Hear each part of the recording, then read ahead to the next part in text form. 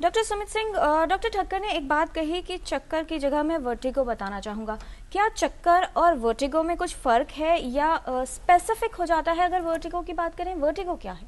Vertigo, जैसा मैंने आपको बताया, it's a sensation of spinning of self और एनवायरनमेंट। मतलब जब आपको लगे कि आप घूम रहे हैं, आपका सर घूम रहा है, या ऐसे लगे कि आपके चारों तरफ सब चीज़ें घूम रही हैं। तो मरीज़ जैसे कहते हैं कि मैं सोया हुआ था, सो के उठा, मुझे ऐसा लगा कि भूचाल आ गया, या ऐसा लगा कि सारी दुनिया ऊपर नीचे चल रही है, मेरा पलंग ऊपर चला गया और मेरी छत नीचे आ गई।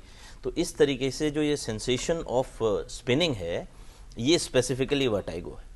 अब मरीज़ बेहोश हो जाते हैं तो उनको भी तो आप यही बोलते हैं चक्कर खा के गिर गए जी। आपने देखा होगा कि बहुत ज़्यादा गर्मी है या बहुत ज़्यादा भीड़ है, उस टाइम पे कोई बेहोश होकर गिर जाता है तो वो सिंकोपल अटैक्स होते हैं।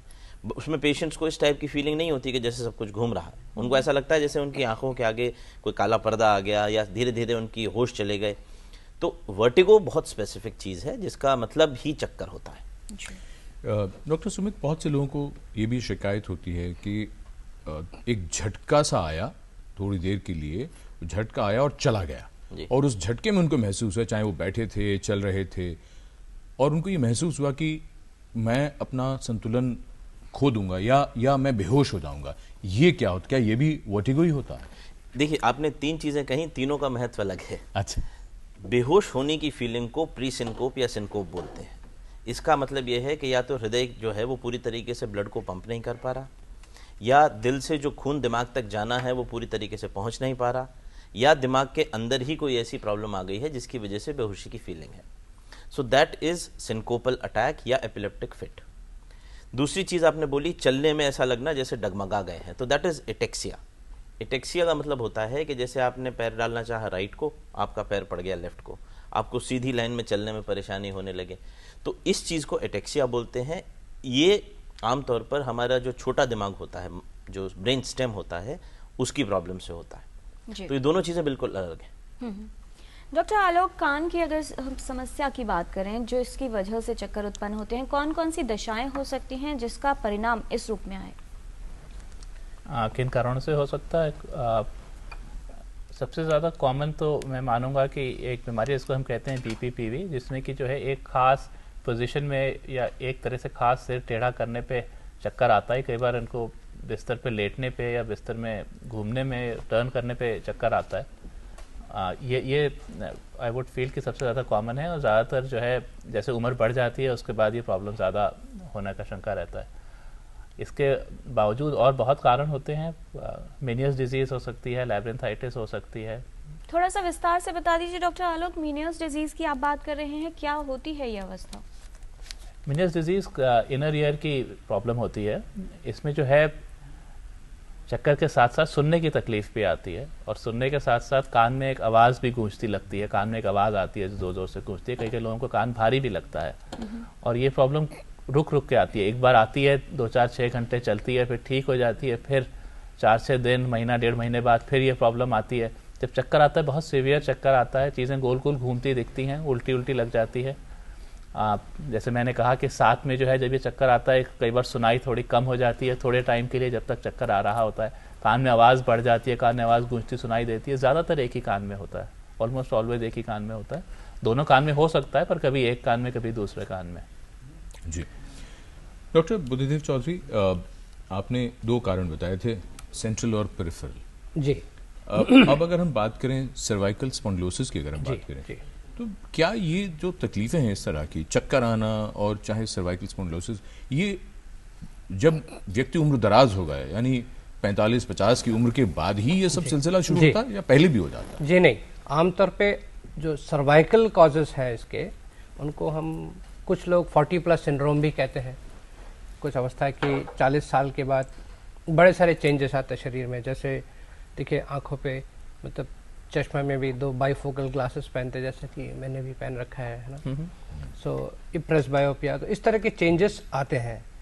गर्दन के मतलब रीढ़ की हड्डियों में छोटे छोटे जोड़ होते हैं, जो दोनों के आपस में बीच में कार्टिलेज होती है, घिस जाती है, तो जोड़ घिसने लगते हैं। इसके वजह से हड्डियाँ पास पास आ जाती हैं, और उससे उभरने मतलब जब पास आ जाती है, कार्टिलेज घिस जाती है, तो घर्षण से उन पे अलग अलग प्रोजेक्शंस बनते हैं जिनको हम ऑस्टियोफाइट्स कहते हैं। ये होते हैं, और रीढ़ के हड्डी के साइड से 2 इम्पॉर्टेंट वेसल्स जाते हैं जिनको हम वर्टिब्रल आर्टरीज कहते हैं।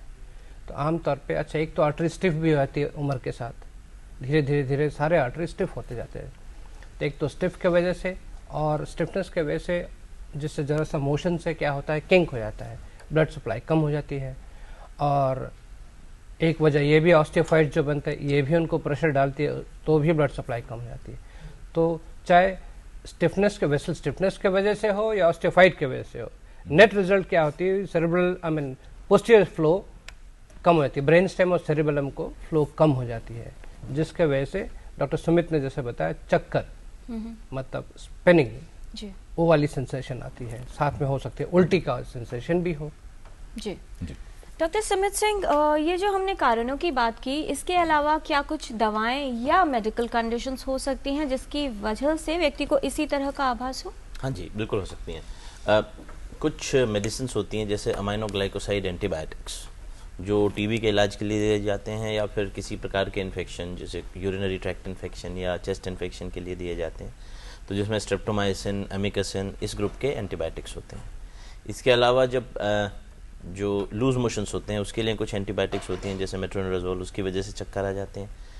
कुछ और एंटीबायोटिक्स हैं, क्विनोलॉन्स, या कुछ एंटी एपिलेप्टिक्स हैं जो मिर्गी का दौरा रोकने के लिए दवाइयाँ दी जाती हैं। उनकी यदि डोज बढ़ जाए या उनके लेवल्स बॉडी में बढ़ जाएं तो उसकी वजह से भी इस टाइप के चक्कर की फीलिंग हो सकती है।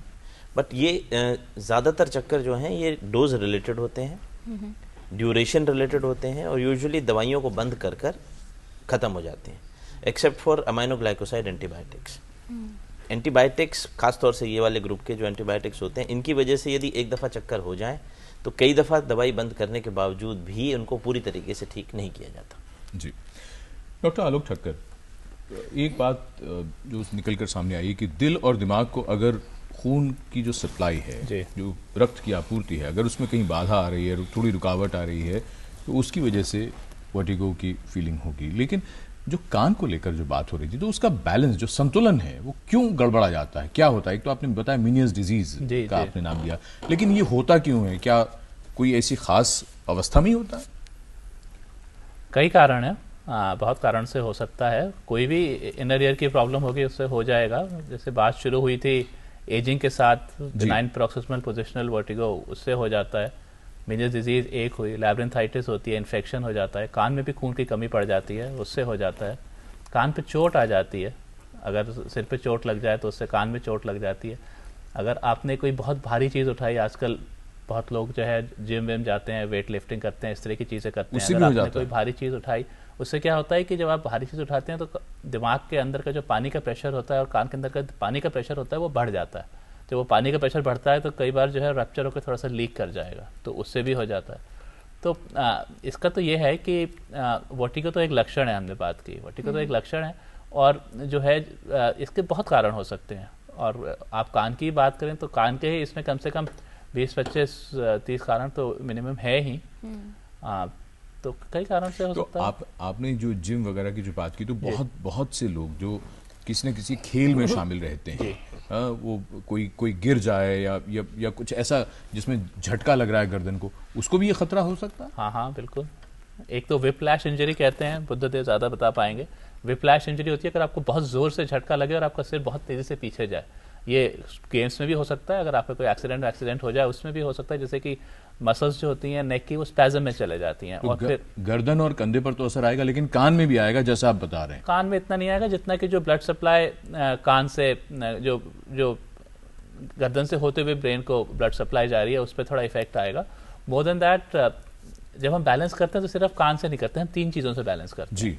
बैलेंस करने के लिए एक तो कान चाहिए होता है, दूसरा जो है नज़र चाहिए होती है। नज़र के लिए भी जो हम लोग देख के बैलेंस कर लेते हैं। अगर हमारे कान में बहुत ज़्यादा बैलेंस फंक्शन नहीं भी है, जैसे डॉक्टर सुमित ने कहा कि भाई आपने कोई एंटीबायोटिक्स लिया, उसके बाद आपका बैलेंस फंक्शन थोड़ा बिगड़ गया एंटीबायोटिक्स पर, उसके बावजूद नज़र से अगर हम देख के सब कुछ सीधा समझ लें, उससे भी हम बैलेंस कर लेते हैं। और तीसरा जो है, जो मसल्स होती हैं उससे हम लोग फील करते हैं कि जी मैंने गर्दन सीधी रखी हुई है, टेढ़ी रखी हुई है, किस तरफ घुमा रहा हूँ, क्या कर रहा हूँ। तो ये सारी चीज़ें मिल के जो है अंदर संतुलन बनता है, जो ब्रेन एनालाइज करके आपको एनालाइज करके देती है कि जी आप सीधे खड़े हैं, टेढ़े खड़े हैं, आगे चल रहे हैं, पीछे चल रहे हैं। किसी में ही प्रॉब्लम आ जाए, चक्कर आ सकता है।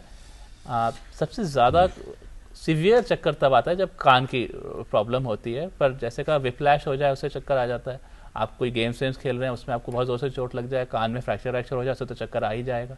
लेकिन हाँ, जैसे अभी बात हो रही थी, कोई वेट उठा रहे हैं, कान के अंदर प्रेशर बढ़ गया, कान का पानी लीक कर गया, उससे चक्कर आ जाएगा। जी।